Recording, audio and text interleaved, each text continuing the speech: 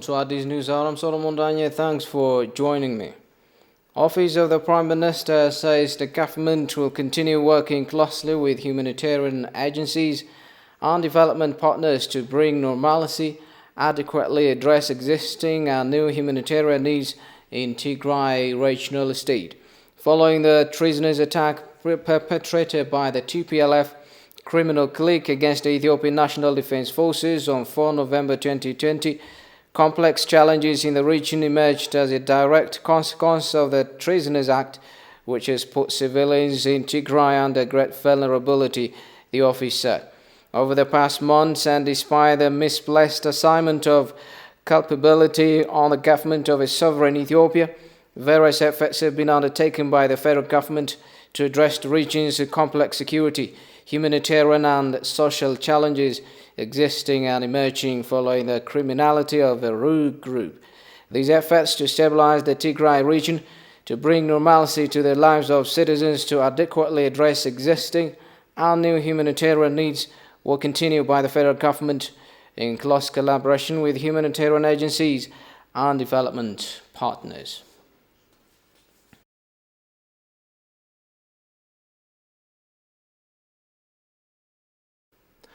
Minister of Foreign Affairs has today issued a statement refuting Amnesty International's report on alleged incidents in the city of Aksu. According to the statement, the whole purpose of the government's law enforcement operation has been to restore law and order in the region and bring those criminals to justice. These operations were conducted with utmost precaution to avoid collateral damage on civilians and civilian institutions, the statement said. Allegations of human rights abuses, including sexual violence and other unfortunate incidents related to the Tigray region in general and the city of Aksum in particular, are indeed matters of grave concern. Today, Amnesty International has released its report on allegations related to the incidents in the city of Aksum. The report raises serious issues that should be of great concern, but obviously the methodology employed in producing the report has its own limitations, as it depended on scanty information gathered from refugees in eastern Sudan and phone interview with individuals in Aksum. For instance, one of the sources cited in the report is found not to be a priest, as he claimed, but a deceptive person who lives in Boston.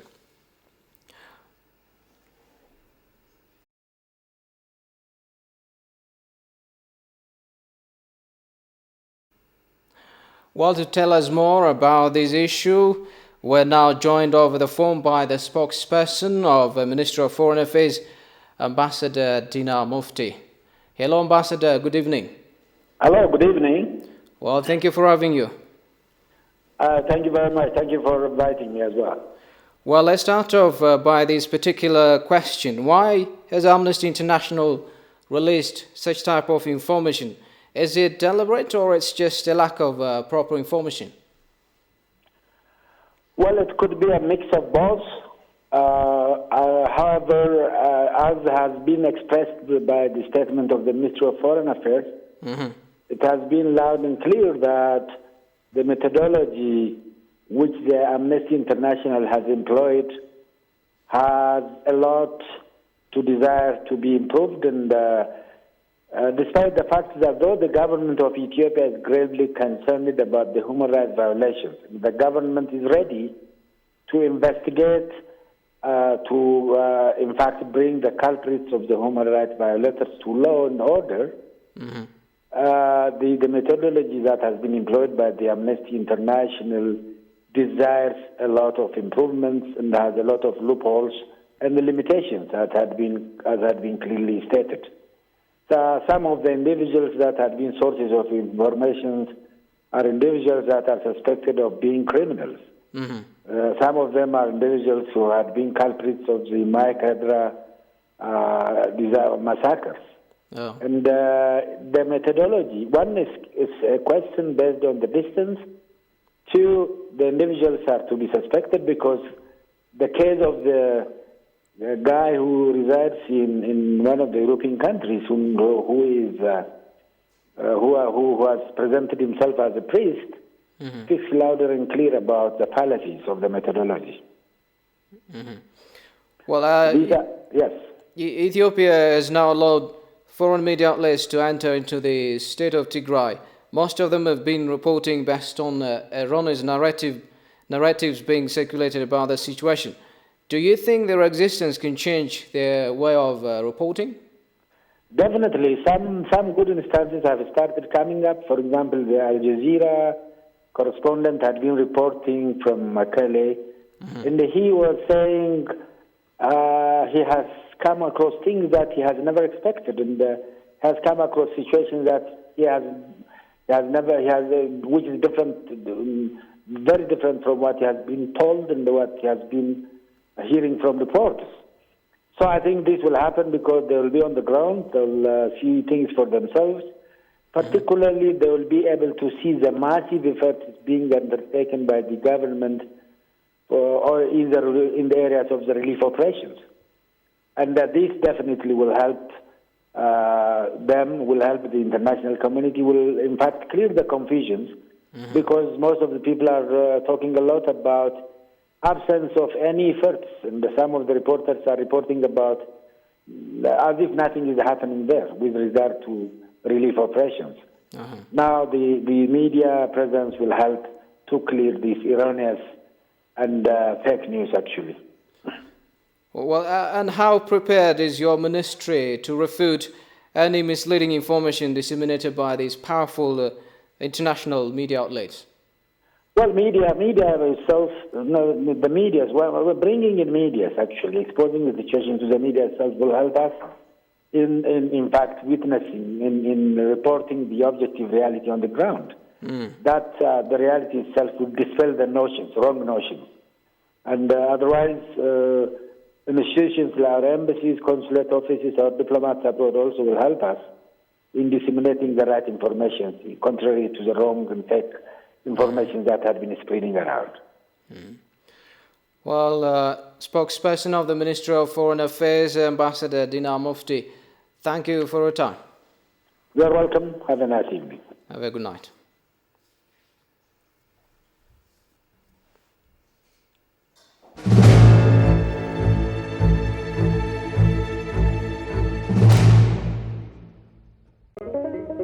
Historians applaud the immense role of Empress Taitu and other Ethiopian women for the victory of Adwa, citing Empress Taitu's military strategy to siege Italian forces in Mekelle. A woman empowerment consultant, Fuzum Atnafork Kidane Marem, expressed the need for equal platform for all professional women in the political arena, recalling women's role in Adwa's victory. Jerusalem Bazaar reports.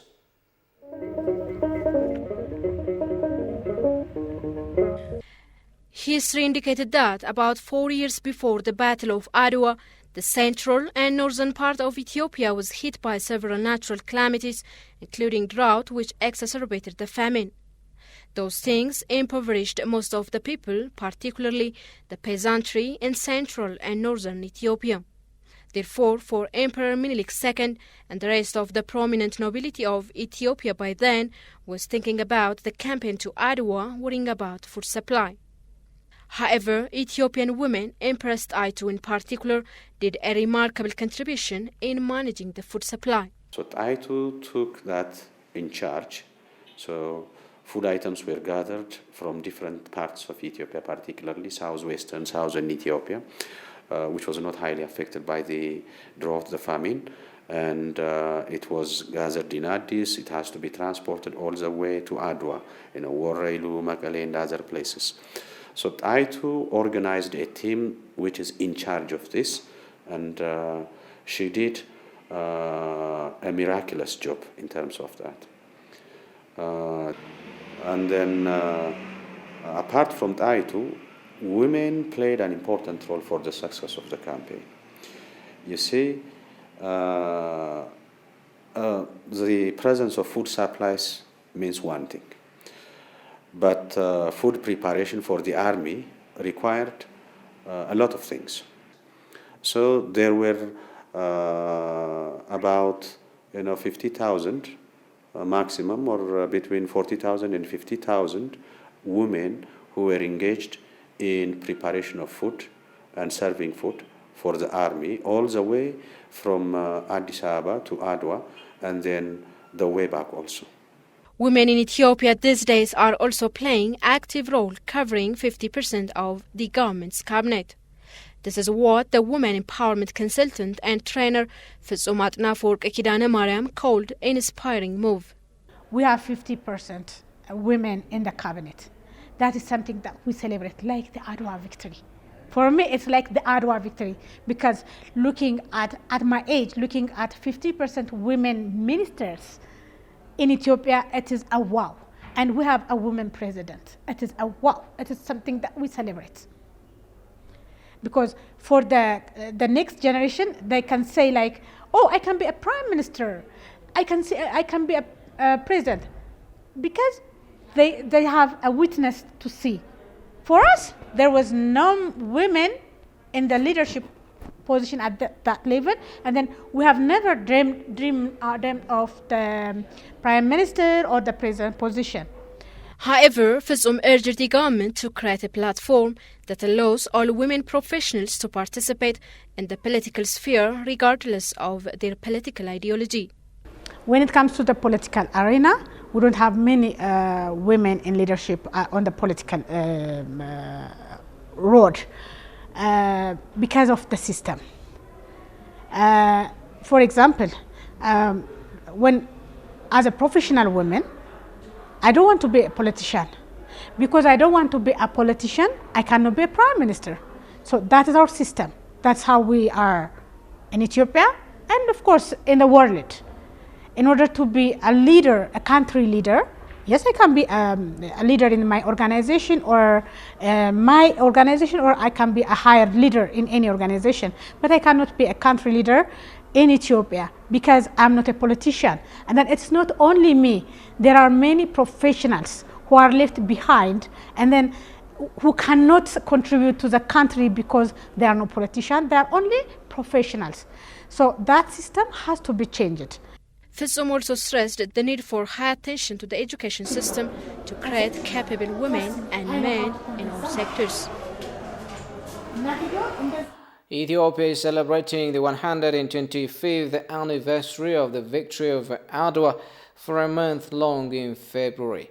Many African leaders have expressed their point of view on the victory. It's to be recalled that former President of South Africa, Thabo Mbeki, during the 120th anniversary of Adwa victory, said African leaders can learn good leadership skills of Emperor Menelik II, who defeated Italian invaders in the Battle of Adwa. Emmanuel Joge presents the story. Italians coming out of the Berlin Conference, which was in November 1884-5, which then allocated African countries and in turn colonized, but not Ethiopia.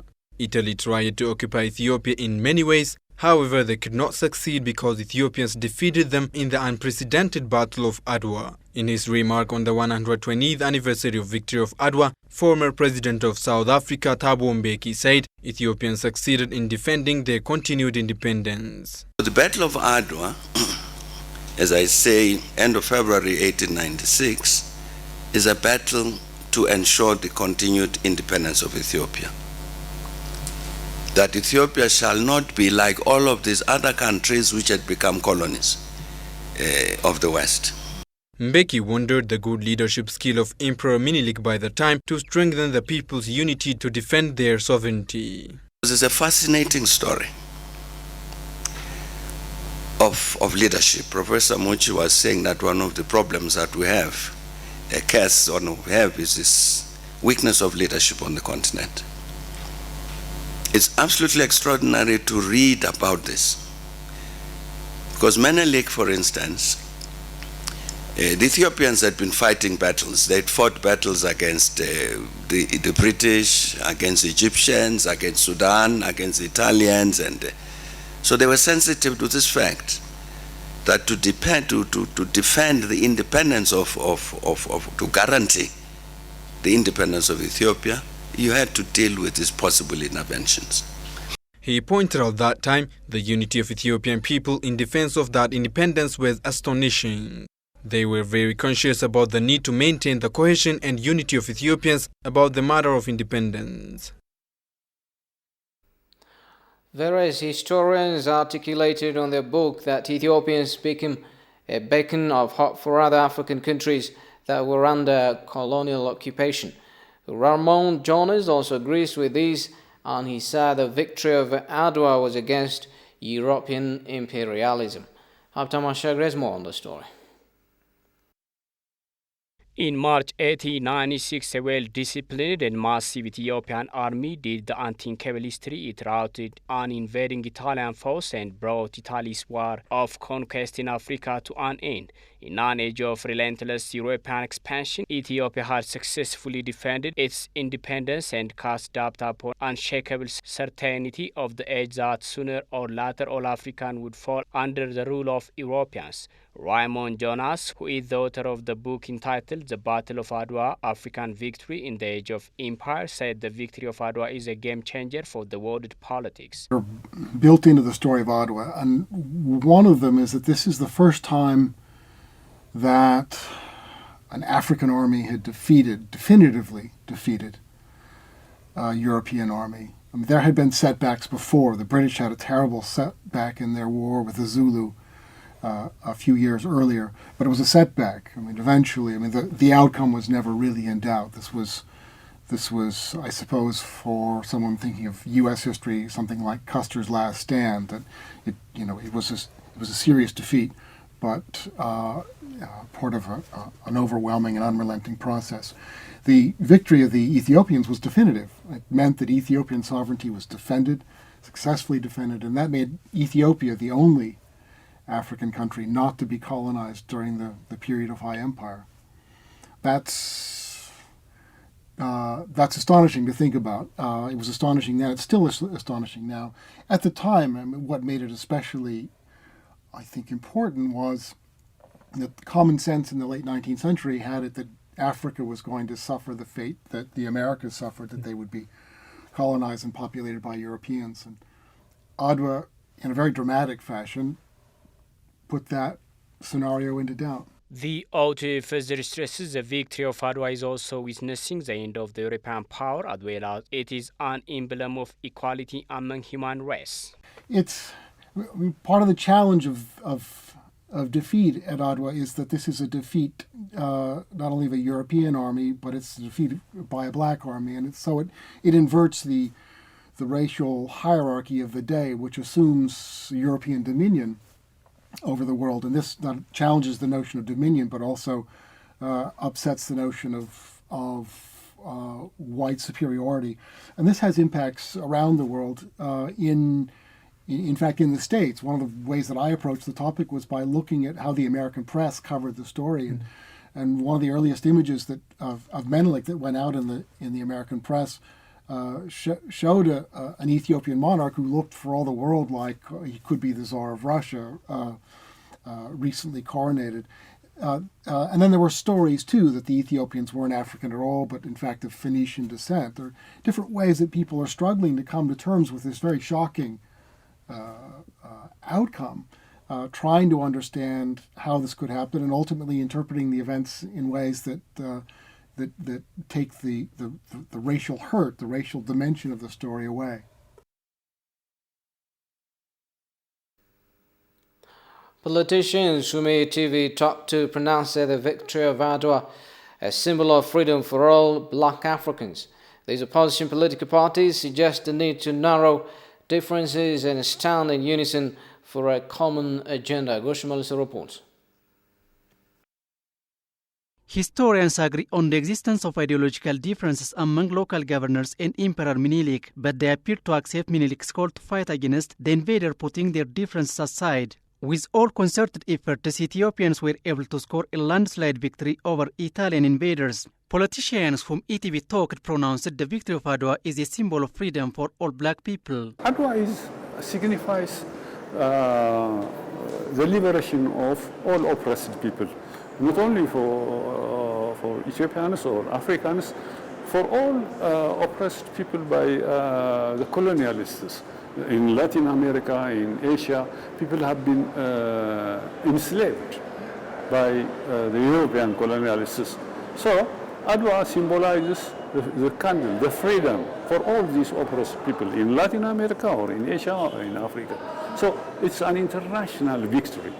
People may not realize it this way, but those who were oppressed, the millions oppressed, realize it. Moreover, Public Relations Head of the Oromo Liberation Front, Qajeela Mardasa, said political parties should put aside their differences and stand in unison for their nation. We have to differentiate the national interest and the group interest, personal interest.